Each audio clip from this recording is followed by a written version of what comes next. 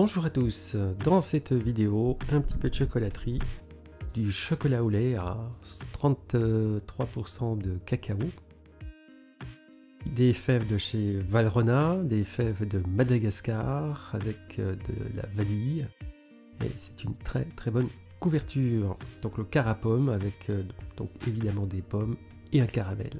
Allez, je vous explique tout ça, c'est parti, on y va. Alors pour commencer, eh bien, il suffit donc de faire fondre notre couverture.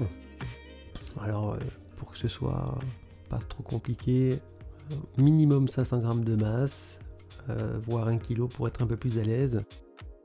Et on la fait fondre à 45, bon là un petit peu moins, j'ai fait 43, mais c'est 45-48 degrés en principe. Alors ensuite, pour les pommes, eh bien, couper en petits morceaux, de façon à faire une petite compote, une compotée de pommes Granny Smith. Voilà, ensuite donc mettre la vanille.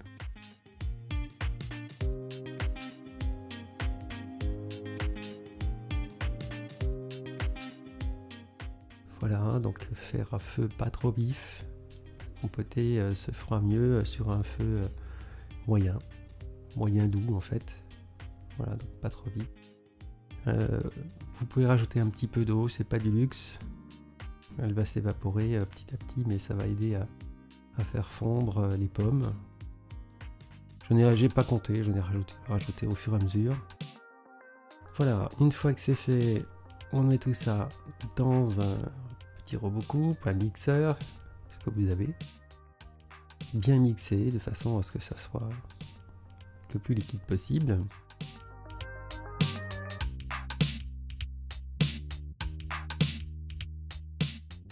Ensuite donc le glucose et ensuite on fait fondre donc le sucre. Alors j'ai pris un sucre roux, c'est pas une obligation du tout. Prenez un sucre blanc, sucre semoule, ça marche très très bien aussi. Voilà, on fait chauffer donc notre compote.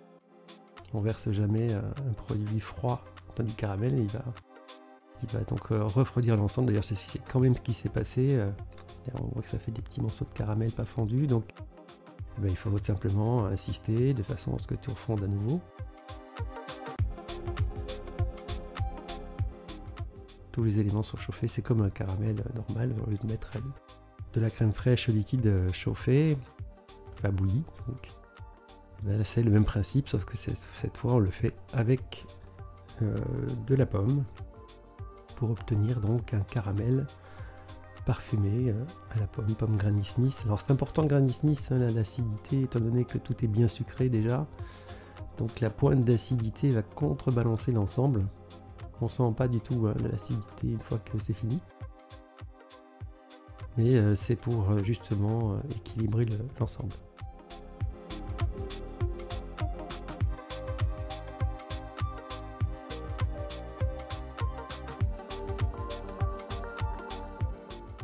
On sent bien que tout est fondu. Il y a peut-être encore quelques particules. Voilà, une fois que c'est fait. Alors j'ai quand même fait fondre un petit peu le chocolat. Et on mélange l'ensemble. Alors ça va s'épaissir. C'est normal. Voilà, et ensuite donc on va ajouter le beurre.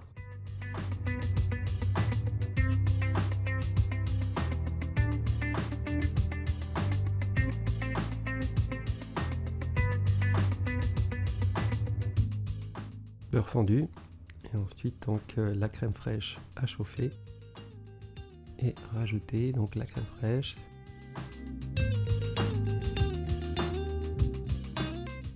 Alors vous mélangez un peu, mais ça va pas se mélanger bien. Voilà, le liant, ça va être donc la crème que je rajoute petit à petit. Et voilà, une fois que c'est fini, presque fini. Donc je l'ai fait en 2-3 fois en fait.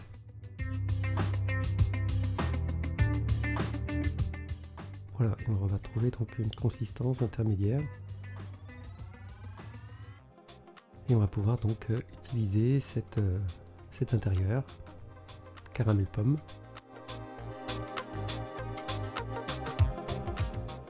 Voilà, un petit coup de mixeur encore. Alors attention, bulle d'air, hein, penchez bien le mixeur. On est à 35 degrés.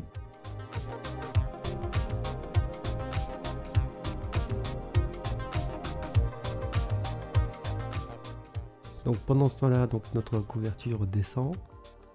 Donc l'idéal 45-48 pour le départ et on redescend à 27-28 pour amorcer la cristallisation.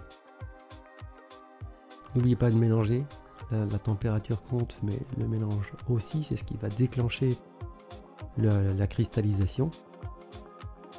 Et une fois que on sent que c'est amorcé, voilà, on est à 24 ici. Donc ce qui est plus bas en fait que ce qui est préconisé, ce qui préconise 27-28. Donc ensuite il suffit de réchauffer très doucement, très lentement avec soit un bain-marie, plaque à induction à 1 ou 2 grands maximum.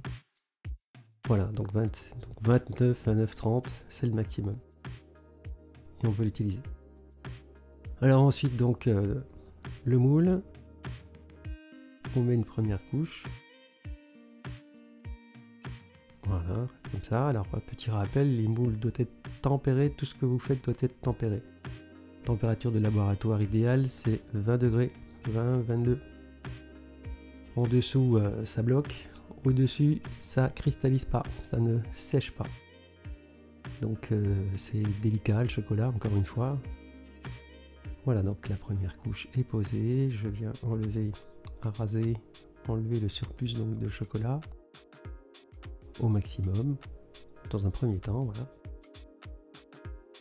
Et ensuite, je vais retourner le moule sur une feuille de papier sulfurisé, de façon à ce que s'écoule l'excédent.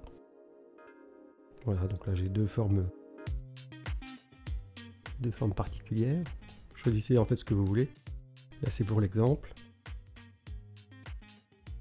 Voilà, et quand ça prend, avant que ce soit figé complètement, on vient enlever. Donc voilà, 24 degrés, c'est plus froid. C'est ce qu'il faut, pas que ce soit trop chaud. On a un chocolat qui est à 29. Donc si on lui met quelque chose au-delà de 29, à 29 degrés, ça va le refaire fondre à nouveau. Voilà, donc ensuite on vient fermer, rajouter une petite couche de chocolat, donc il ne faut pas trop remplir, sinon on ne peut plus les fermer. Et à ce moment-là, l'intérieur en fait ressort, hein, trouve un petit chemin pour pouvoir, parce qu'en fait le chocolat, quand il va cristalliser, il va donc se rétracter. En se rétractant, il fait ressortir l'intérieur et du coup il crée un petit passage, des bulles, et puis hop, ça sort quoi. Donc faut jamais trop les remplir pour éviter ce problème.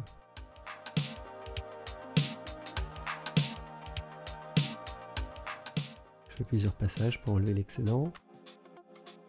Pas y aller trop d'un coup, trop fortement.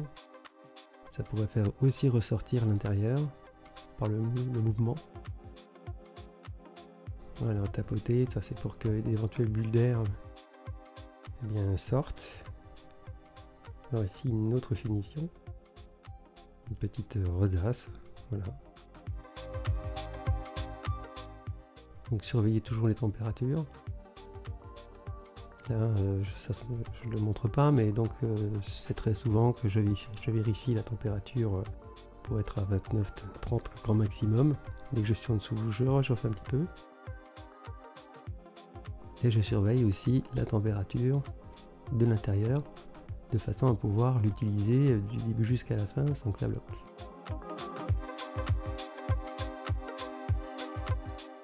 Voilà, ici des rosaces toutes simples, avec un petit peu de sucre roux posé dessus, ce qui fait un petit craquant. Voilà, donc là ici, pas besoin de faire un travail de chocolaterie, enfin, puisque c'est pas trempé.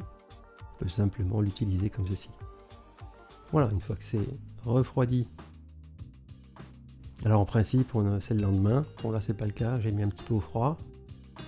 Pas très longtemps, le temps que ça se rétracte, et ensuite de démouler. Voilà, ça vous donne donc en fait de bonnes bases pour travailler. Je vous remercie de m'avoir suivi, je vous souhaite de réussir évidemment au mieux le travail du chocolat, c'est pas évident. Et ensuite la musculation du pouce si vous avez aimé, et passez une très bonne journée et à très bientôt pour une prochaine vidéo. Salut!